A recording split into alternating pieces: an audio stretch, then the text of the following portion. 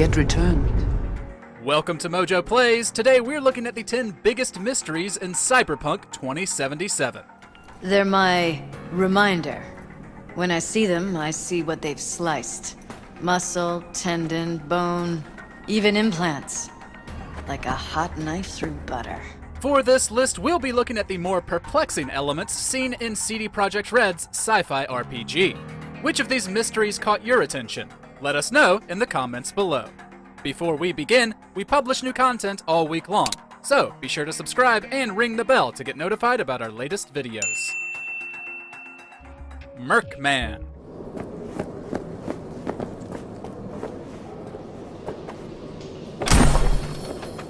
Any hellish dystopia can benefit from somebody putting other people's interests above their own, and that's apparently where Mercman comes into Cyberpunk 2077.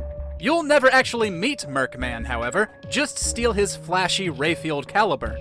You'll find the car in a tunnel after completing both the mission Ghost Town and getting enough street cred, along with a log that explains Mercman's origin story.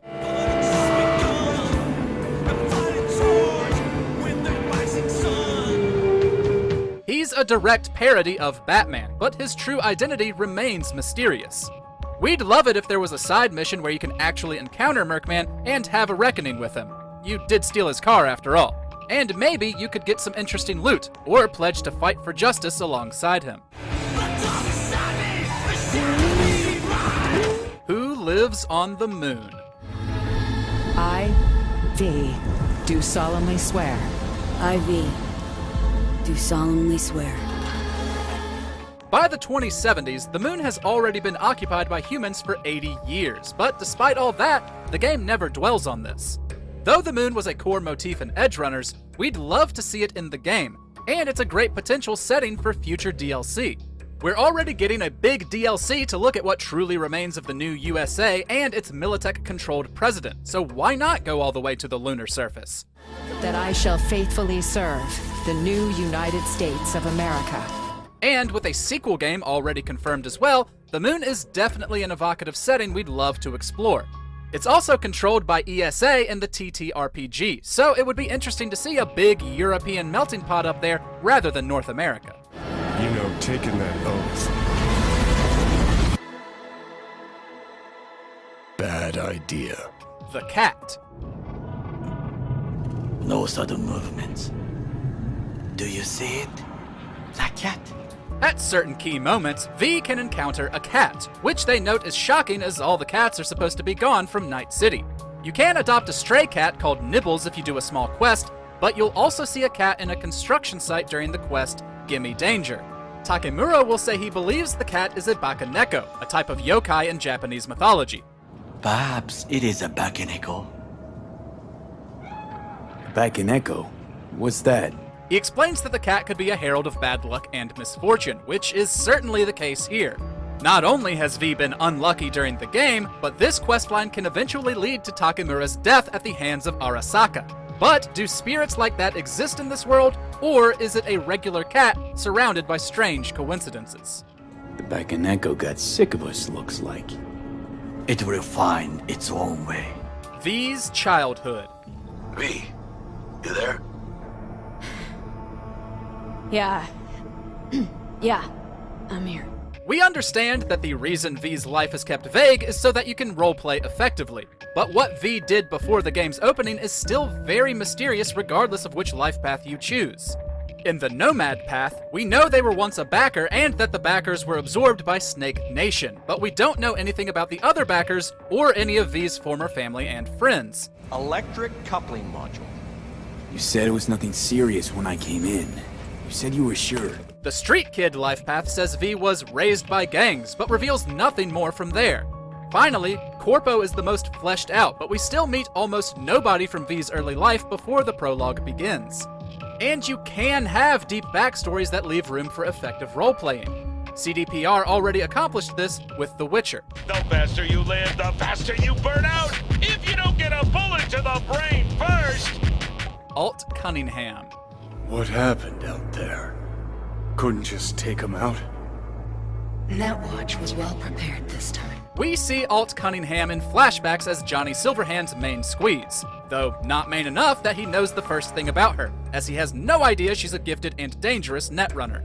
When V meets Alt, however, she's very different, now an inhuman AI trapped behind the Black Wall.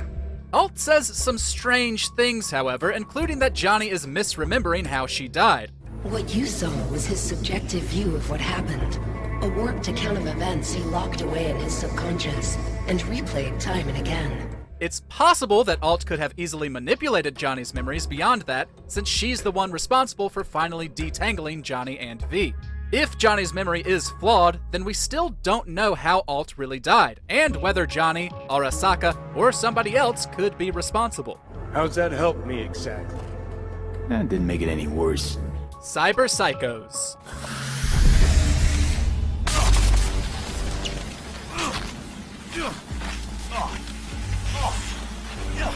What's the true cause of cyberpsychosis?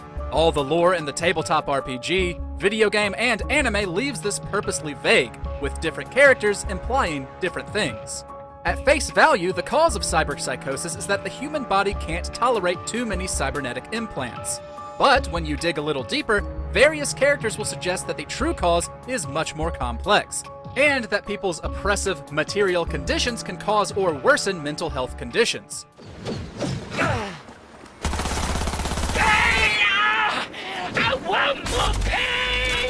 While fighting the cyberpsychos, you'll often find logs that reveal they were already struggling before the psychosis kicked in. There's even a shard called The Truth About Cyberpsychosis that blames the modern lifestyle and the dehumanization of their cybernetic culture. It's up to you to decide what you believe. Recall they don't play well with neural processors.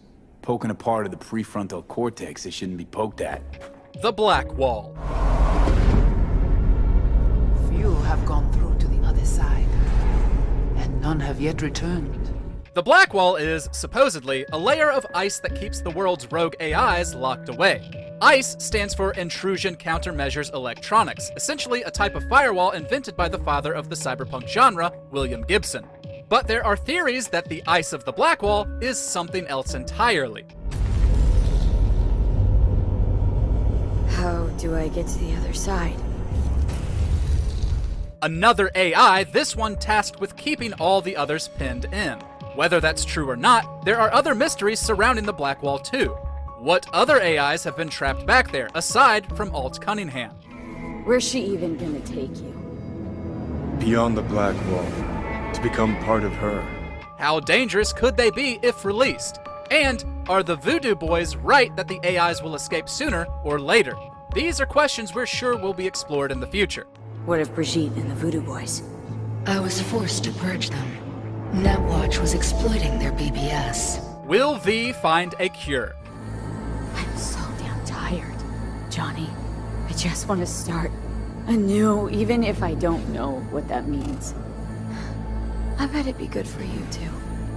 The sequel, whenever that arrives, will almost certainly have to give us a new main character to follow, since V's fate can vary so wildly. And there's no way in any of the game's endings for V to truly escape death. They get the closest when they go onto Arasaka's space station, but even then, they still won't be around to appear in the sequel.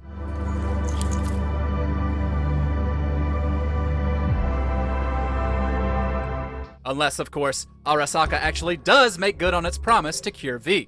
Ultimately, though, while this is still a mystery, it wouldn't be in keeping with the game's themes for any sequel to retcon V's death. After all, V's character arc in most of the endings is about accepting the inevitable. It's perfect. All great, Pan Am. We're going home. Johnny's body. Shit! That's Adam Smasher! Johnny, run! We know Arasaka captured Johnny Silverhand and made an engram of his personality. But what actually happened to Johnny's body when it had outlived its usefulness? Johnny's long quest line does spend some time trying to answer that question, as V is led to some oil fields on the outskirts of Night City to try and find Silverhand's grave. But there's a twist. Johnny's remains aren't here at all. Nothing here at all. What did you expect? He's distressed by this news, and the quest to find his body ends here. This means we still have no idea where his body actually is, though it seems plausible that Arasaka would either be keeping it somewhere or would have destroyed it long ago. Here lies Johnny Silverhand. Mr. Blue Eyes. I've long awaited this moment, to look the latest afterlife legend in the eye. I must say, I'm moved. Happy not to disappoint. The most enigmatic figure in the game, Mr. Blue Eyes is often talked about but rarely seen. You'll encounter him if you do the Paralez's quest Dream On, which you definitely should because it's one of the best in the game. When you talk to Jefferson at the end, Mr. Blue Eyes will be watching, a strange entity able to talk through other characters like the dolls. But who is he really? The casino is currently testing a new security system. And it's true. They will be shutting it down briefly today. Is he an in-USA politician wanting to bend Night City to his will? Or is he potentially a rogue AI pulling the strings from way behind the scenes?